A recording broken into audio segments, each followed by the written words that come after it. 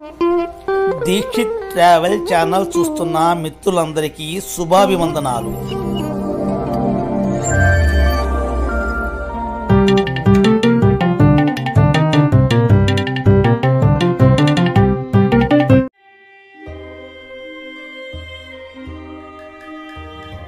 భారతదేశంలో శ్రీ విష్ణుమూర్తి ద్వయ అవతారమూర్తిగా స్వయంభూగా వెలిసిన ఒకే ఒక విశిష్ట పుణ్యధామం. సంవత్సరానికి ఒకే ఒక రోజు 12 గంటల మాత్రమే నిజరూప దర్శనమిచ్చే స్వామి. సింహగిరిపై కొలువై ఉన్న సింహాచల శ్రీ వరాహ లక్ష్మీనరసింహస్వామి వారి దేవాలయ విశేషాలను ఈరోజు తెలుసుకుందాం.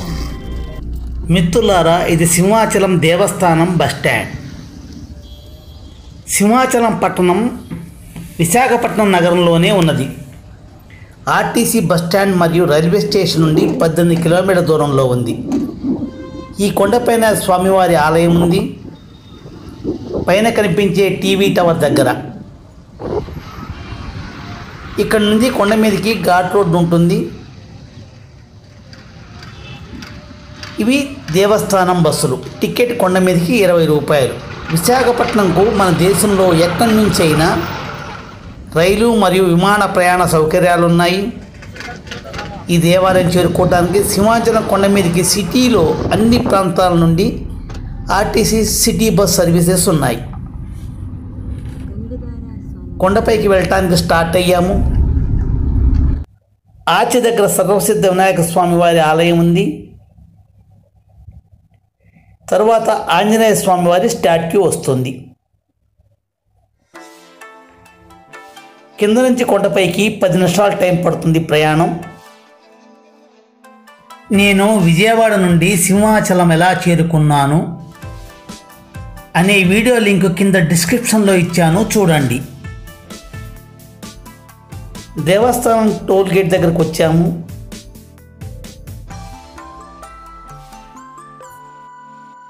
టోల్ ఫీ కారుకి 30 రూపాయలు.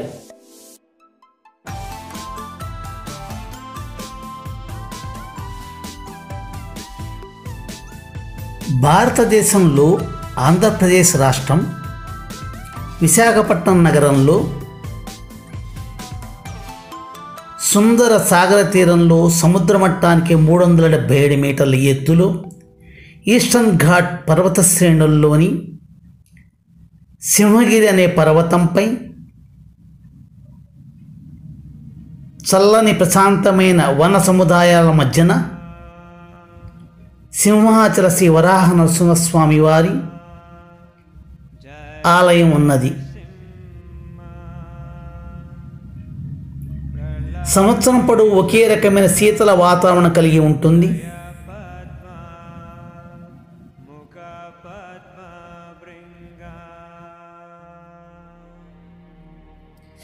కొండపైకి వచ్చాము. ఇక్కడ చాలా విశాలమైన పార్కింగ్ ఉంది.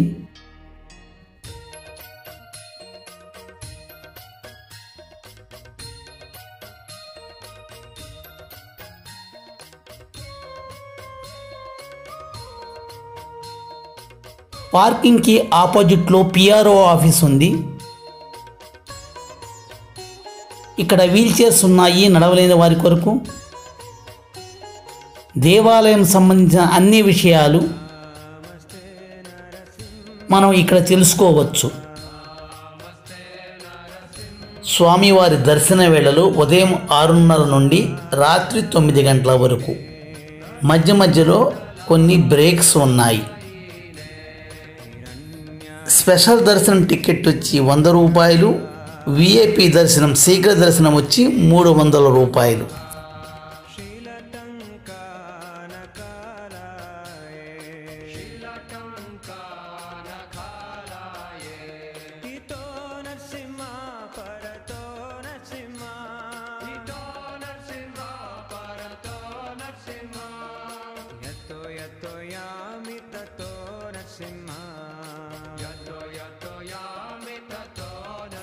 ఇక్కడ కనిపించే బిల్డింగ్ కుడివైపు నుండి సర్వదర్శనం, ఎడమవైపు నుండి 300 రూపాయల శీఘ్ర దర్శనకు వెళ్తారు. దేవాలయం లోపలికి కెమెరా, మొబైల్ ఫోన్ ఎలవ్ లేదు. ఇక్కడ దేవస్థానం కౌంటర్లో ఫ్రీగా డిపాజిట్ చేసుకోవచ్చు.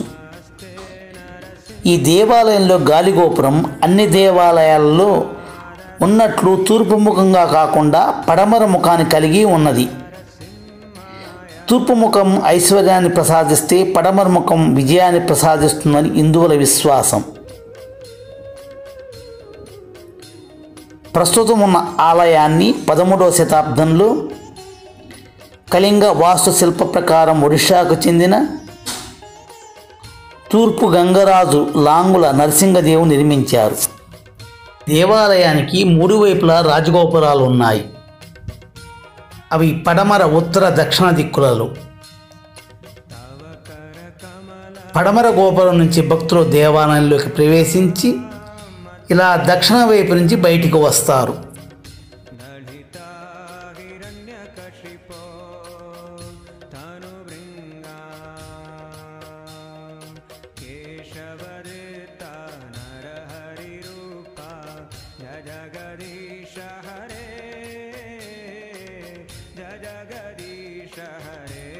ఇలా వెళ్తే అన్నదానం మరియు గోశాలకు వెళ్తాం. కుడివైపు ప్రసాదం అమ్మే కౌంటర్స్ ఉన్నాయి.